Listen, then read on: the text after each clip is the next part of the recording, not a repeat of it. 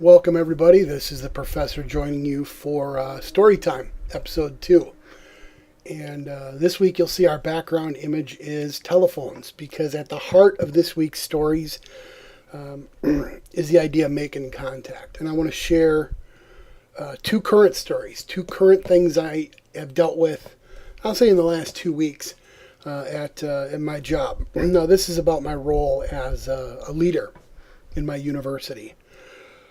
One involves one of my students in the course I teach. I teach a short remedial course. It's 4 weeks in length. One of the things I do throughout the course, and this is, maybe chalk this up under advice for you instructors out there, every step of the way I'm giving alerts, bulletins, reminders about what's coming up, what's due next week, when is the end of the course. Make sure you leave enough time because the last week of the course is really busy. This is one of the first courses these students take, so I go in knowing they may not know how to be a college student. You've heard me talk about that before in some of these videos, where we need to teach them not just, in this case, the remedial elements of the course, the fundamental elements, but we need to teach them how to be students. So I talk extensively about making a schedule, charting everything out, making contact, as soon as an issue comes up or before you miss time, never suffering in silence. These are very consistent messages delivered in the class. So this class ends on a Friday of the fourth week, and every day that week I was giving updates to students. This is how many days are left. This is what you need to pass the course in terms of percentage and points. I even do custom emails to student groups, blind carbon copied, of course. There's a good tip. Saying, hey, the last week has 300 points. That means you need to have 400 or more at this point to even have a shot at passing. Or if you're above 500, you're in good shape, but you can't afford to sleep on the last week. Don't take the final. Stuff like that. Setting the stage. And it's not uncommon in this class for students to just go AWOL during week 4. I can't tell you how many times I've had students who should pass, and because it's a remedial course, it's pass-fail, 70%. You just need to hit that mark and you move on. And I've had students who should pass, going into the last week with 600, 500 points, easily. Just do a little bit of work, get your exam scores and you pass. Real easy. And this is the story of one such student. Going into week 4, she was probably sitting in the mid-80s. Moderate work in week 4 gets her over that 700-point mark, and she should be fine. As it turns out, blew through the weekly exam. Pretty quick attempt. You've heard me talk in these videos before about, there's no excuse to do a 3-minute exam. And in this class, and I can talk more about this structure in a future video if you'd like, but we use multiple tiers of randomization. We do allow students multiple attempts, but there's multiple tiers of randomization. And we expect students to take the test, look at what they got right, and understand, did I get it right or did I just guess? Did I get it wrong and why? Did I misread the question? Did I have a faulty assumption? Was there a gap in my knowledge? Use the second attempt, repeat the process, use the third attempt, and only the highest score counts.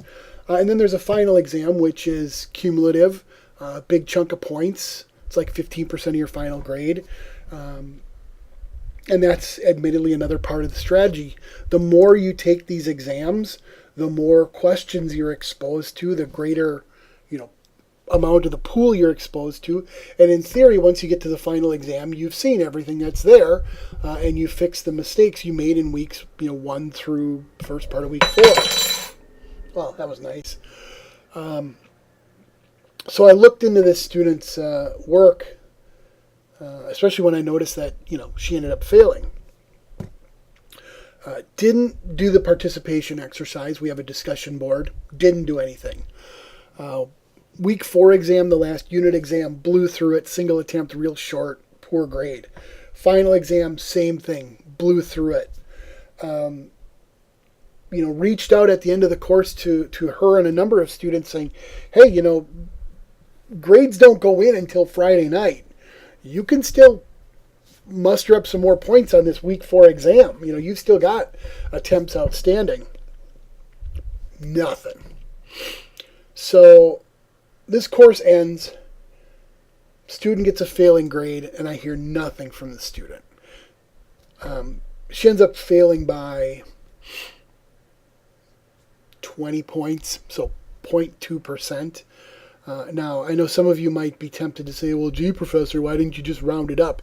We don't do that. That's called grade inflation, and we can talk about that at great length. Boy, have I got stories about grade inflation. So then several days go by, about a week goes by, and the student reaches out to me. And this is very telling. It was just a single line message, course message, which forwarded to my inbox. Did I fail the class? Now, this is telling because part of the advice I give during the students is how to communicate with your instructors. Hey, telephones, communication, how about that? And one of those pieces of advice centers on whether it's the phone or whether it's email, introduce yourself. Hi, my name is Susie Student. I'm in your remedial math course, section 1. I have a question about my final grade. Okay, that's approachable. But a single line email without punctuation or capitalization, did I fail the class? Did I pass the class? That comes across as panicked. Students out there watching this, I'll say it comes across as unprofessional. A lot of your professors will have multiple classes, multiple sections. So then what you're basically telling them is, go find me, dig up my information because I didn't want to do it. Maybe that's not what you're thinking, but that's what your professor is hearing. So thankfully, I only had one section for this recently completed term. Go in, look, see all this stuff, and go, oh yeah, you didn't respond to any of my outreach. Now, of course, you don't say these things, but this is what goes through your head. And students, professors, I want you all to think about this. When it comes to an edge case where a student fails, it's real easy to give in and go, I'll just give them the points. Early in careers, a lot of instructors do that because they want to be liked, they want to be the good guy. They're worried about getting fired because their fail rate is too high. But here's the thing, and this is what happened in this case. I looked through the grade center, and I looked for self-inflicted gunshot wounds, basically. What are these self-inflicted wounds? Well, you've already heard me mention them. Missed work. Really rushed, poor quality work. Honestly, and students, you need to hear this. Some of the professors watching this are probably shaking their heads. If I look through the grade center and I see a student submitting a 47-second exam attempt, that tells me you don't care, that you're not invested. That tells me that you don't deserve the benefit of the doubt. That might sound harsh, that might sound mean, but that's the reality. If you're given, say, 3 attempts at an exam or an opportunity to submit a paper, get corrections, and then update, take advantage of it. Really, show that you're invested. But if you blast through an exam in 42 seconds and don't respond to any sort of outreach or get lots of warnings from your professor not to miss time and then go radio silent and you do it anyway, tips the scale against you. It stacks the deck against you. So I looked through that grade center, and in this case, the student said, did I fail? Yes, Susie Student, you failed. You need 700 points / 70% in this class. You fell short. You were at 68%.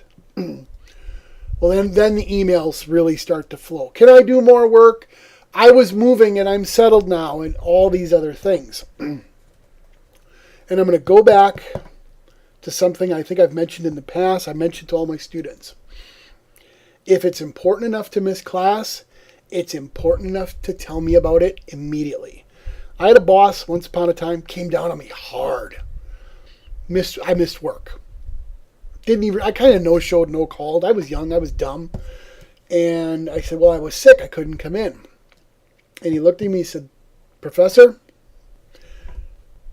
if you're too sick to come to work, then you're sick enough to go to the doctor. And that stayed with me, because it's true. If I'm so sick I can't go to work, if I'm so sick I can't even pick up the phone and call in, then I better go to the doctor and get that checked out. And he told me, if you would have called me and said, boss, I'm sick, I can't make it, we wouldn't be having this conversation. Students, same thing. If you're sick, if you're moving, if your kid is sick, whatever, pick up the phone. As I've told a number of students during reviews or grade appeals, it takes 30 seconds to pick up the phone and say, Professor, I have a problem and I need help. That's maybe a 5-minute conversation, as opposed to all the time these students spend appealing and complaining. They go back and forth with their professor, then they go back and forth with the chair, then they want to go back and forth with a dean or a different chair. Whereas if you spend 5 minutes picking up the phone and calling to say, yo, prof, I got a problem. You let me know you got a problem and you make a good faith effort, I'll move heaven and earth for you. And most professors will. But you disappear, you don't say anything. And I'll admit, a student services advisor I worked with years ago said this, and it stuck with me. A young man who actually shares a name with a news anchor said, in documentation we trust, all else is fiction. Because he arrived at that conclusion because he'd been lied to literally hundreds of times in his work in student services. So much so it eventually drove him out of the profession. He just couldn't take it anymore. So in this case, the student comes in and says, a week after the final, well, I'm ready to do my work now. I moved and I'm settled. A week later, and again, this is just brutal honesty here. This is going to be the hallmark of this channel. You roll in a week late, grades have been already reported. Your schedule's already been updated. Registrar's already got everything processed. And in this case, there's no documentation. There's nothing to substantiate it. And it hurts. It's not fun to say no to students, but it's the cost of doing business. It's something, professors, if you want to go far in this profession, you got to learn to make the tough calls, and sometimes you got to say no. So in this case, I had to say no. Why? Okay, professor, she moved. Come on, cut somebody a break. You're right, it would be easy to do that. However, no documentation. University policy says students should contact whenever possible before missing time. In this case, if you're moving 98 times out of 100, you're moving. It's not like, it wasn't an act of God situation. And I have dealt with that with students, with fires and hurricanes and stuff like that. That we can deal with, that we can accommodate. But there was prior notice by the student. There was no notification given. There was no plan. And then one of the things we look at too is timely response. If you miss a final or stuff from the final week, you undoubtedly know class is ending. There's a deadline there. There's a hard end there. So you got to make contact right away. If it would have been Monday morning, I might have been able to do something. I probably could have called the registrar and said, hold on, we have a situation here. We need to get documentation. But when, in essence, a full week goes by, the reports have been done. And since this is a remedial class, I do have to ask, are you ready for what comes next? And I got to tell you, the class that comes next after this remedial course is a monster. And if you're, not even scraping by in the remedial course, you're going to get blown away in the course that comes after. And I know some of you are probably shaking your head going, man, dude, you sound really harsh. You sound really mean. But it's the reality. You get this experience. And in this case, My gut, my professional experience was saying, this is a student who could have got over the hurdle, but there was a major flaw, that lack of communication. And that lack of communication represents a significant hurdle for what comes next. Not just the classes in my program, in my area, but all of them. This sort of, lack of follow through, lack of communication, the inability to invest 30 seconds in a phone call. Let's say I don't pick up, you get my voicemail. Hey, professor, it's me. I'm in your class. I got to move this weekend. I'm going to miss this work. Here's the other thing, and this just hit me. I apologize. But this participation activity, the student literally could have done at any point during the week. So it wasn't just a case of, I'm going to miss time on Friday because I'm moving. The student literally at any point, Monday, Tuesday, Wednesday, Thursday, Friday morning before she moved, could have logged in and not just made contact, but written something. Even said, I'm moving this week, so my post has to be really short. Ba ba ba ba ba ba ba ba ba. Here's my post. At least get some points. Even that could have been enough to get her over the finish line. But essentially abandoning your responsibilities in finals week, you can't do. And again, I got to be honest. It kills me. This student could have, and with a little effort, should have passed the course. Now, there were other issues along the way, things she could have done better, advice that wasn't taken. But ultimately, it was, you disappeared. You disappeared during finals week, and you can't do that. Try disappearing in a professional setting. Try it. No show, no call a few days in a row. Find out what happens. What happens is you don't have a job to go back to.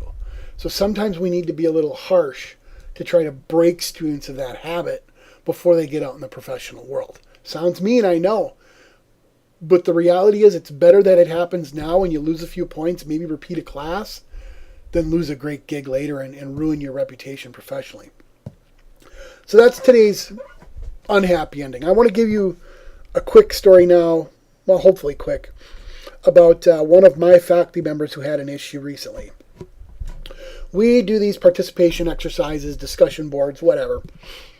And there was a case where a student early in the course fired up the Google machine, hit up Wikipedia, highlight, right-click, copy, paste. Just straight harvest information, dump it in the board. Here's my post. And the instructor in the feedback wrote, look, you found good information. I don't like your source, but I want to see some of you in the post. It's not enough to just harvest information. Tell me what you learned. Tell me what surprised you. Tell me what you enjoyed about reading. Did you think your source was a good source? Wikipedia is a bad source, and we can talk about that.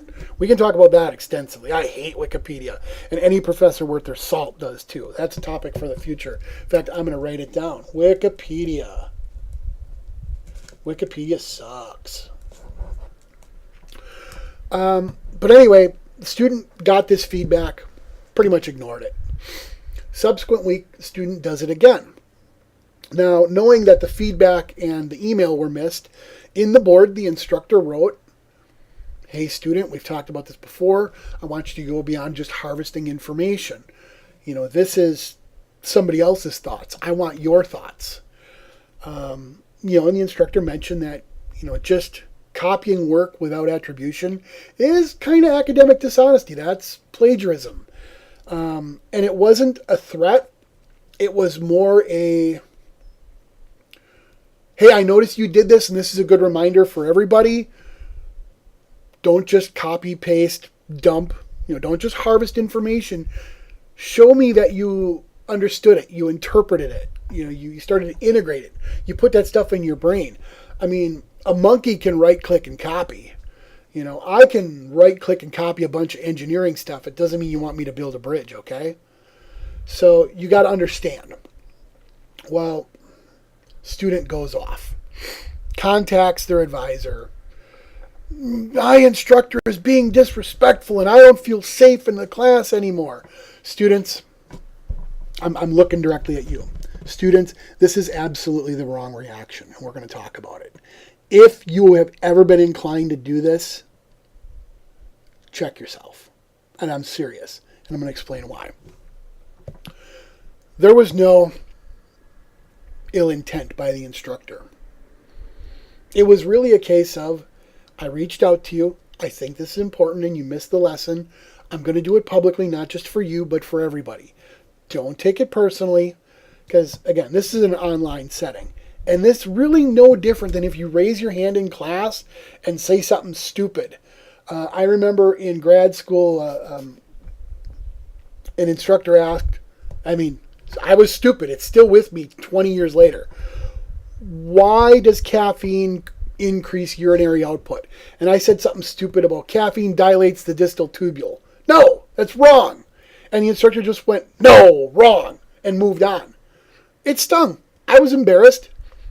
Did I run up to the dean's office or the president's office and go, oh, Professor, she was really mean to me? No. I just went, oh. I got my hand slapped because I didn't think before I answered. I was more concerned with just saying something than being right. That's what this case was. The student was more concerned with saying something than applying the lesson. So the student goes to the advisor. Advisor says, well, you can talk to the instructor's supervisor. And I get this email, and it's all about, I was being disrespected, and I don't feel safe. And okay, being corrected is not a threat of bodily harm. Okay? We need to maybe put the safe space stuff aside, especially in the online space. Nobody is doing you bodily harm or even emotional harm by saying, no, you were wrong. That is your professor's job, to tell you when you're wrong. It's not their job to pat you on your head and tell you you're a good boy or a good girl.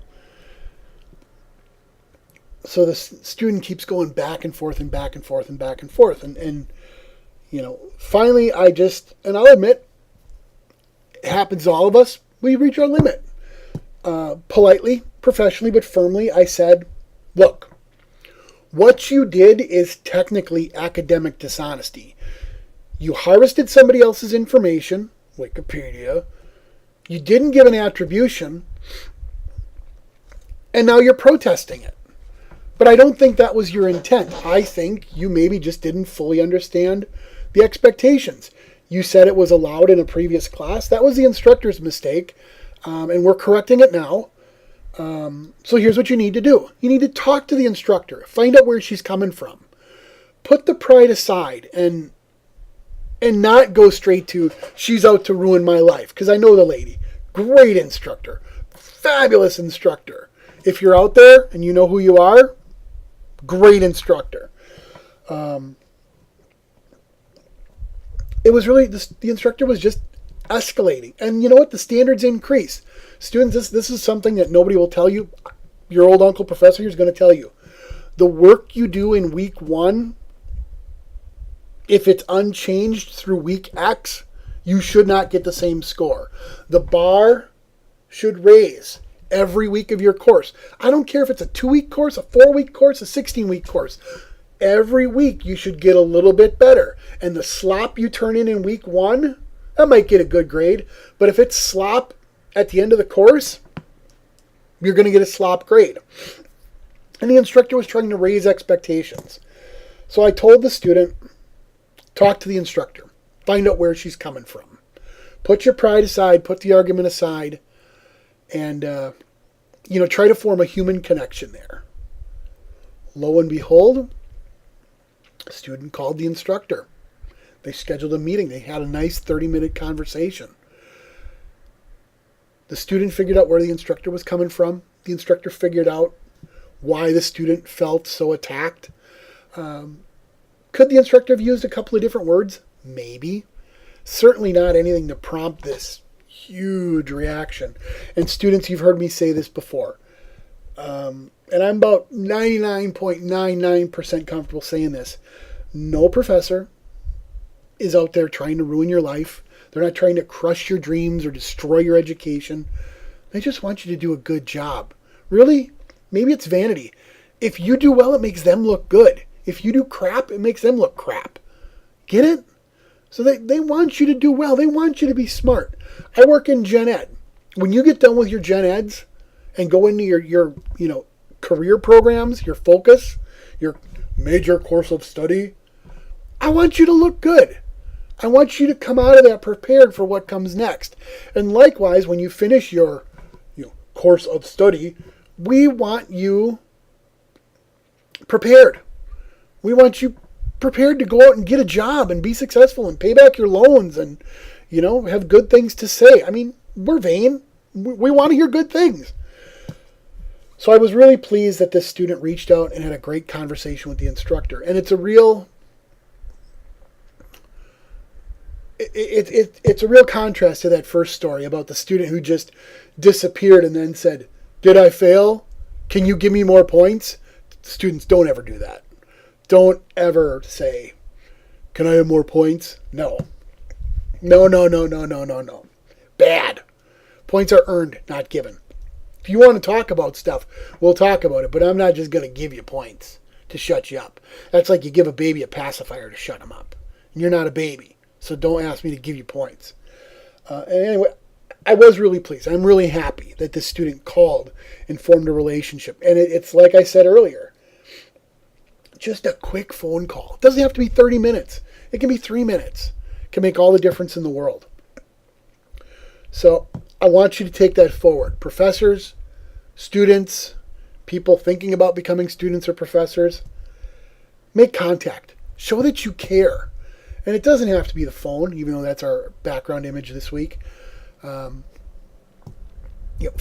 text, email. My God, there's so many ways to get a hold of us now. We've got Skype. I've got a Discord server. I mean, there are literally a dozen ways a student can get in touch with me. I want to help, and my colleagues want to help. Professors out there, I hope you're shaking your head right now. I hope you're looking in the mirror saying, I want to help. And professors, hold your students accountable. And if they do reach out, if they do ask for help, try to help them back, okay? All right, thanks, everybody. That's story time for this week. We will see you next week with additional videos for... I'm not sure the schedule yet, but I'm trying to stick with 3 videos a week. Instructor advice, student advice, and story time. All right, have a great weekend, everybody. Take care. Be great. I'll see you soon.